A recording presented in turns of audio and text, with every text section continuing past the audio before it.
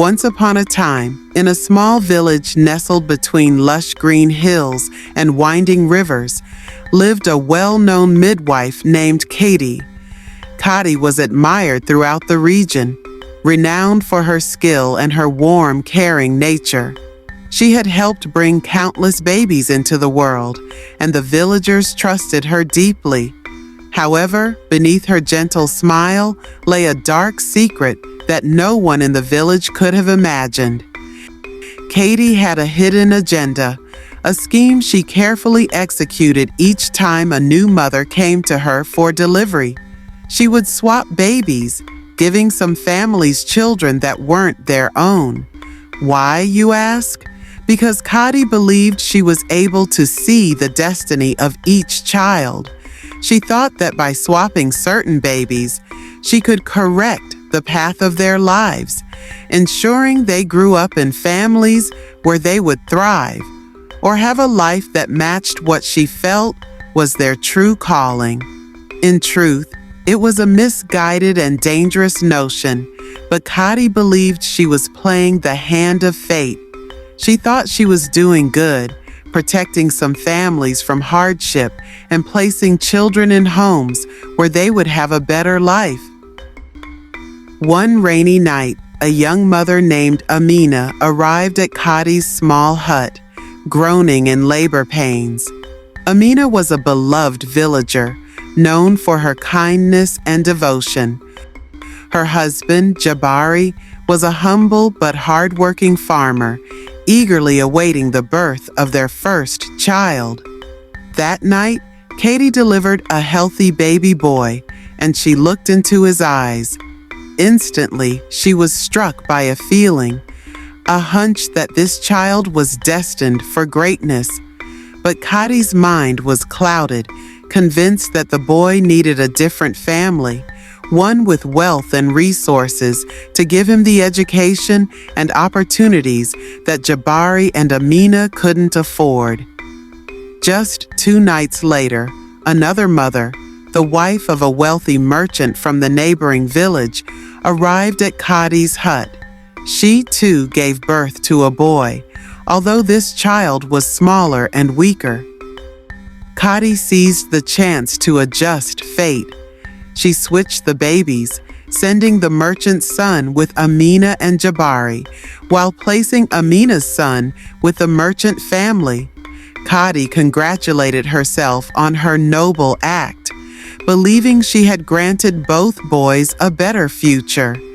Years passed, and life continued peacefully in the village. The boy Amina raised, whom she named Shani, grew up joyful and kind, but was also inquisitive and brilliant. He often asked Amina stories about his birth, fascinated by every detail, while his parents marveled at his sharp mind. Meanwhile, the merchant's family struggled with their son, Duma, who was frail and often fell ill. He was not interested in wealth or learning, but found solace in the simpler things, like watching the birds or planting small herbs. As time went on, rumors began to spread. Some of the villagers started noticing strange resemblances between children and families. They whispered that some of the children didn't seem to look like their parents. Over time, these whispers reached the ears of the village elders, who decided to investigate. One evening, the elders called a meeting in the village square and invited Kadi to answer some pointed questions. They shared the villagers' suspicions, but Kadi defended herself, claiming she had done nothing wrong. But the village's wise old healer, Mama Zuri, was skeptical. She had noticed that Kadi had grown distant and secretive over the years, always nervous when new births took place. Determined to uncover the truth, Mama Zuri devised a plan. She went to the market and found a special herb, a rare plant known for bringing dreams and hidden memories to those who took it. Mama Zuri slipped the herb into Kadi's drink at a village celebration, hoping that Kadi would reveal her secrets in a dreamlike state. And it worked. That night, Kadi began to mutter in her sleep, speaking of swapped babies and her belief that she was saving them. Mama Zuri listened carefully, horrified by Kadi's confession. She immediately shared what she had learned with the elders. They called another meeting, this time inviting all the families Kadi had helped. Each family was questioned about their children, and the patterns began to emerge. Who looked like whom? Who shared family traits and skills that didn't match their parents? Finally, Kadi was forced to confess. She admitted to her actions, revealing her belief that she was fulfilling destiny. But her words shocked and saddened the villagers, who felt betrayed. They had trusted her to guide them through one of life's most precious moments, and she had broken that trust. One by one, the families tried to make sense of this revelation. Amina and Jabari were heartbroken, realizing that the boy they had raised as their own was not their biological child.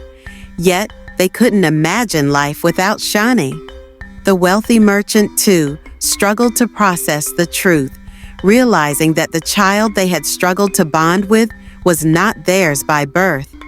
In a final decision by the elders, it was determined that each family would be allowed to decide for themselves how to proceed. The village would not force any child to leave the family that had raised them. Some families chose to stay as they were, while others decided to reunite with their biological children. But the damage Kadi had caused ran deep, and the village's trust in her could not be restored.